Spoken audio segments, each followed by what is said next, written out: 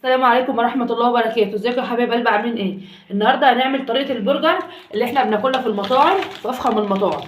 شايفين احنا جبنا النهارده برجر اهو، وهنعمل معاكم البرجر بتاعنا اللي احنا بناكله في المطاعم وهنوفر.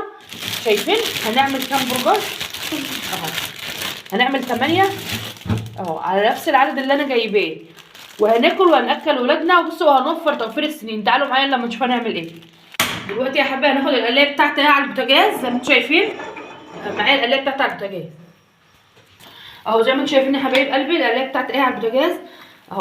حطيت زيت بس مش كتير طبعا، شايفين اهو. هحاول ان انا ايه افرد الزيت بتاعي كله كده زي ما انتم شايفين اهو.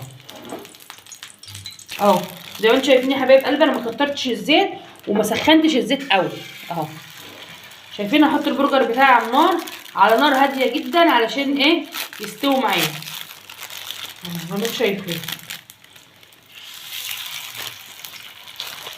وزي ما انتم شايفين يا حبايب قلبي، بصوا انا سبته بس خد الصدمه وبعد كده وطيت عليه اهو. بصوا هنقلبه على الوش التاني بس بالراحه، يعني بصوا انتوا بتقلبوه بالراحه جدا اهو، عشان خاطر ايه ما يتهريش معاكم اهو. شايفين طبعا انا موطيه عشان بقى ايه، عشان يستوي براحته خالص، عشان ايه ما يطلعش معاكم. صراحه الريحه جميله ما شاء الله يعني اهو. شايفين وطي بقى عليه خالص اهو، عشان بس ايه يستوي معاكم. وتعالوا معانا اما نشوف هنعمل ايه.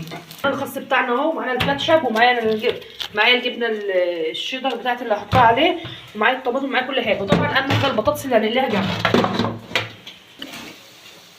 هقشر البطاطس بتاعتي عشان هقلي بطاطس جنبه، لان طبعا احنا عارفين البرجر ما ينفعش من غير البطاطس. هنقشر البطاطس بتاعتي كلها. شايفين يا حبايبي؟ وهقلبه تاني اهو.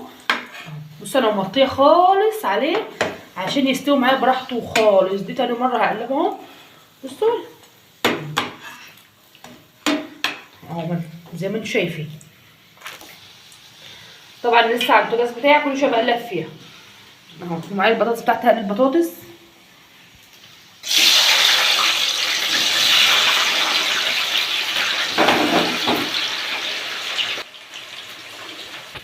ودي الطماطم بتاعتي اهو، اللي هنحطها في ايه، هحطها في الكايزر بتاعي. زي ما انتم شايفين يا حبايب قلبي البرجر بتاعي خلاص استوى اهو. هحط عليه ايه، هحط عليه الجبنه بتاعته اهو زي ما انتم شايفين كده.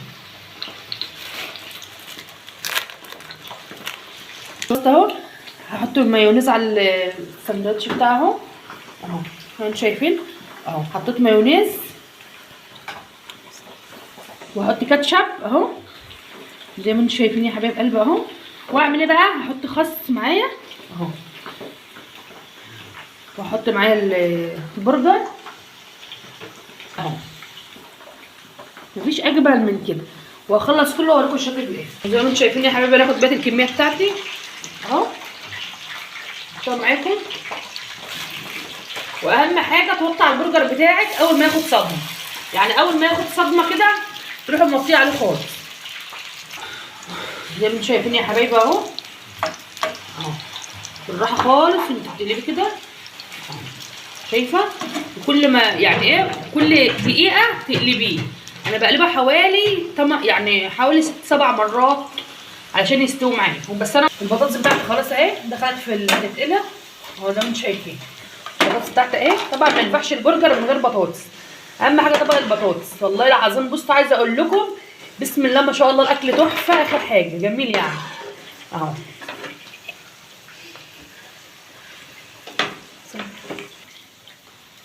اهو البطاطس بتاعتي خلاص حطيت لها ملح خلاص كده.